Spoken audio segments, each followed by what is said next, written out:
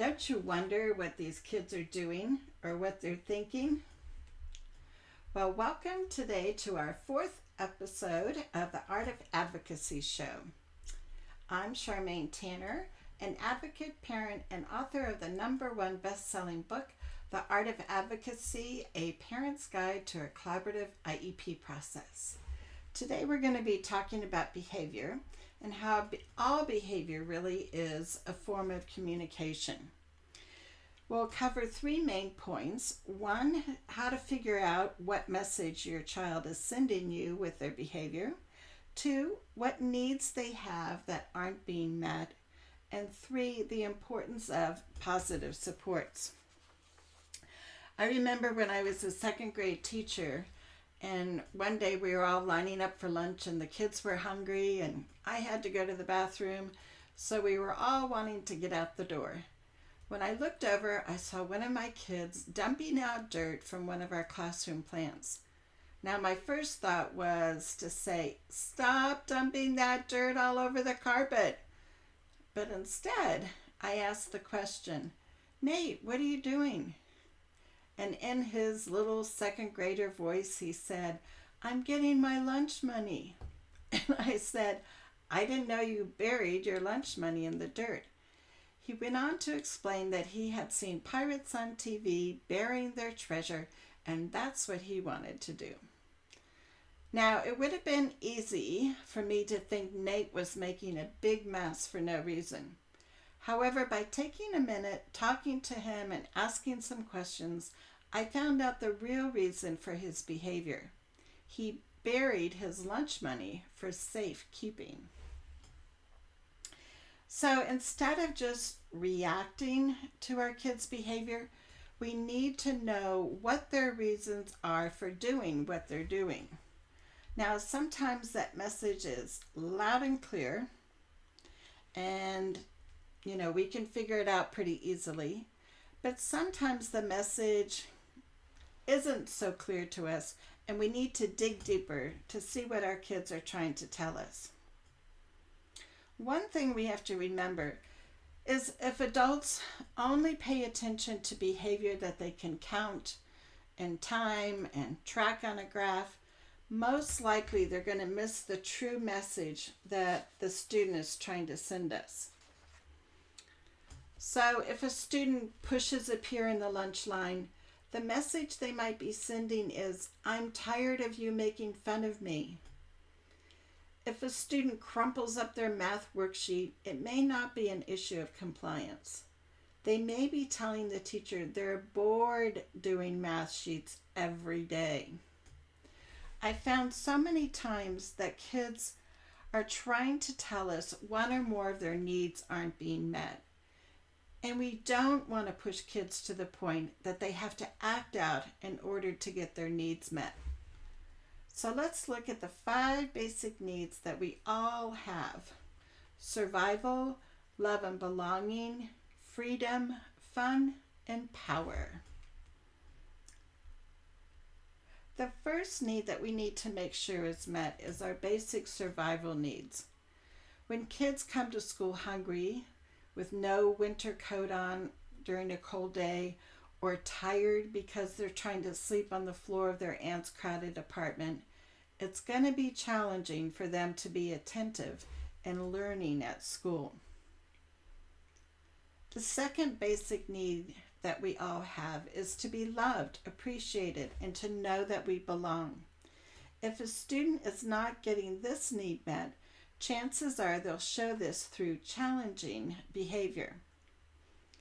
Many times when we see our students melting down, they are not choosing this behavior, even though you might hear that a lot in IEP meetings. They're really trying to tell us they have a need that's not being met. Take, for example, a student that kicks others during circle time and then smiles at them when they turn around. Our quick judgment could be that this kid's being mean and he's, sending a message to his peers that he doesn't like them. And we might jump to the conclusion that he needs to miss recess because he's been kicking other kids. Well, guess what? After we talk with him, we find out what he's really doing is trying to get someone's attention because he wants a friend. So would taking away his recess help him meet his need of having a friend? No, of course not. Once we know what message the child is sending us, we can respond in ways that are going to be supportive and help him get his need met in more appropriate ways. Freedom is also a need for everyone, especially for people with disabilities. Each person needs to be able to make choices throughout the day. Unfortunately, many students are given few choices, and students with disabilities are often given even less choices. Think about it. A student's day is pretty much scheduled by adults. The books they read during reading group are picked by the teacher. The hot lunch they eat is made by the cafeteria workers. Sometimes even the time they can go to the bathroom is decided by someone else. Take, for example, when a child is given a glass of juice at snack time, and the first thing she does is knock it over and it spills all over the person next to her. What might be some quick judgments that we could make? Maybe we would think she's mad at the child next to her, or she's not thirsty, or maybe we think she's trying to get any kind of attention that she can.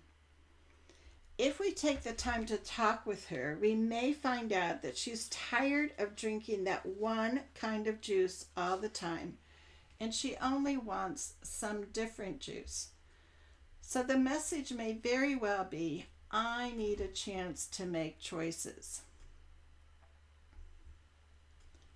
Fun is another essential need. This includes being able to have enjoyable times with others, chances to laugh, and be with our friends and family. A lot of kids that are labeled as the class clown are judged to be trying to get attention. And this may be true, but we just can't make all these assumptions. We need to dig deeper and see if the real message is, I want some more fun in my life. So instead of punishing a child or writing a behavior plan because he's acting out in class, the teacher could try some new ideas. Maybe give him a choice of reading joke and riddle books and having a special time during the day where he shares one with everybody in the class. Or make sure that there's time during the day for math games and not just math worksheets. So write your comments below. What would make school more fun for your child? I'll love to see what your comments are. What would make school more fun for your child?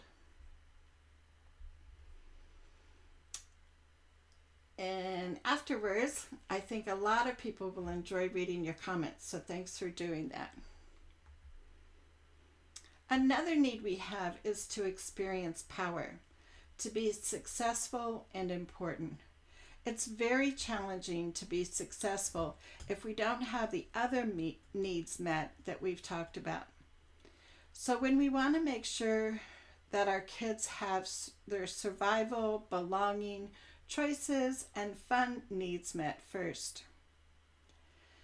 Now, if we were to walk by, or if you were to walk by and see your child slumped over his desk at home, what would you think?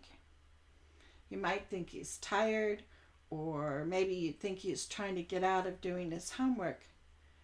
Well, your child might be sending you the message, please believe I can learn this and help me with my questions. You know, I think the real problem, or one very big problem, is when enough people believe that a person's behavior is a problem.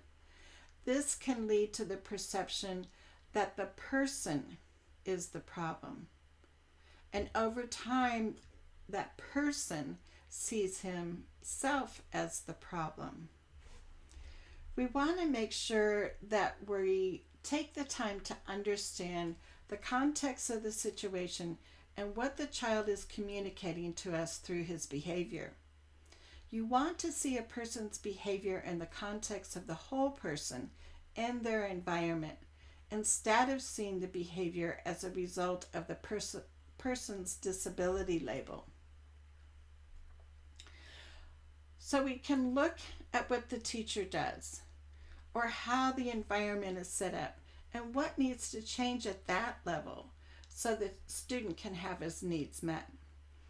Educators and families should not view students by their behavior and disability label and decide their mission is to fix them. This kind of thinking perpetuates that notion that the problem lies within the student instead of things that the adult can change. So this week's 3 advocacy action steps that you can take are: first, to figure out what the behavior is telling you. Second, identify the basic needs your child is trying to meet. And third, make sure that positive supports are in place at school or in other places so your child can have his needs met in positive ways. We want to make sure that our kids are feeling safe at school, that they know that school is a place that's going to support them, give them choices. They can have time with their friends and there's time for fun at school. They know that sense of belonging that they have, and they're successful at school. These are the end results that we want to have for our kids. So I want to thank you today for being here on this video and wanting to learn how to be a more effective advocate for your child, because we do want to create change. One of the suggestions I have is for you to share this video with friends, because when we only make change one kid at a time, it really makes it slow for change to be there for everyone. So please share the video. And if you'd like to get in touch with me, you can email me at charmaine@cspeda.com. Hop over to Facebook and give us a like, or check out the resources that I have on the Pinterest site. So until next week, take care.